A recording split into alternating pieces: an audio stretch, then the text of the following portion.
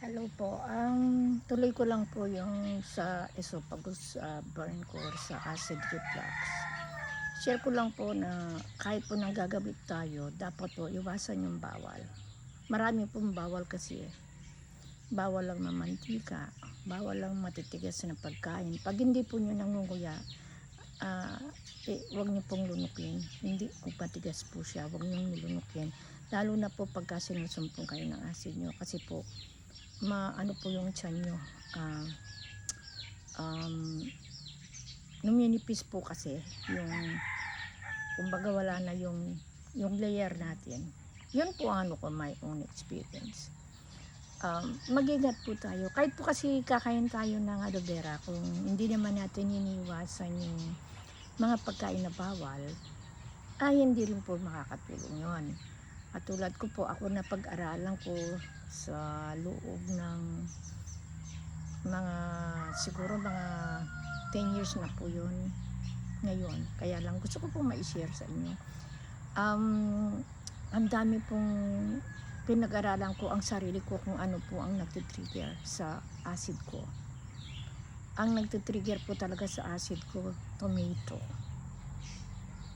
Kahit ano pong tomato yan, nakalagay sa spaghetti, sa asado, sa pasta, sausawan, yun ay nagtitrigger sa akin.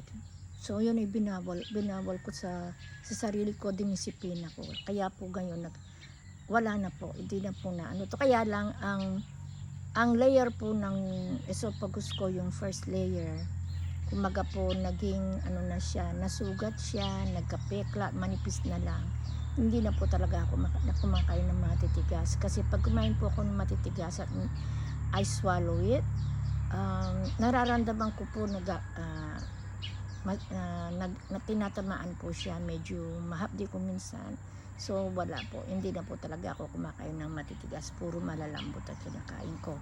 And then kung kailangan i-chew ko ng maigi sa mga ngipin ko, I chew it.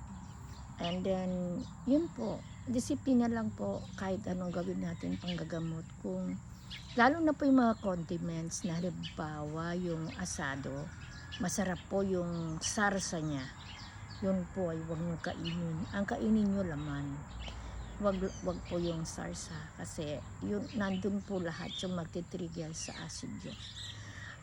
Actually po lahat ng masasarap hindi po maganda sa may acid. Ang pwede lang po yung kainin yung laman o tanggalin yung sarsa niya. Mahirap po, pero dahil po ako naranasan ko po yung kung gaano po kasakit, ayoko na pong maramdaman ulit. Kaya I am sharing this one for you, all of you, para malaman niyo po kung paano makontrol ang acid niyo. And then yung pong pagdadaya natin, yun, alam niyo po ba kung saan nanggaling ang pagka-acid reflux ko? Before that is, pagising ko ng umaga, hindi ko po alam kasi na hindi maganda yun. Minimix ko po ang ginger, orange juice, iniinom ko po yan everyday. So hindi ko po alam na kung wala ka palang kinain, sa akin lang po, wala pa akong kinain kasi yun lang yung ininom ko tuwing umaga. Naipon po yun hanggang ano sa katawan ko, sumobra. Ang tagal po bago ko matanggal yung acid sa tiyan ko. Hindi niyo po may 10 years. Pero ngayon po okay na ako, basta no tomato lang po. Okay na po ako ngayon. Sana po kayo po ay ma-accomplish nyo. At sana po nakatulong ako sa inyo. Just follow me. You will learn a lot from me, from my own experience. Wala po akong ika-copy o whatsoever. Wala pong cut ito. Everything what I said, it's coming from my heart. And first of all, I thank God.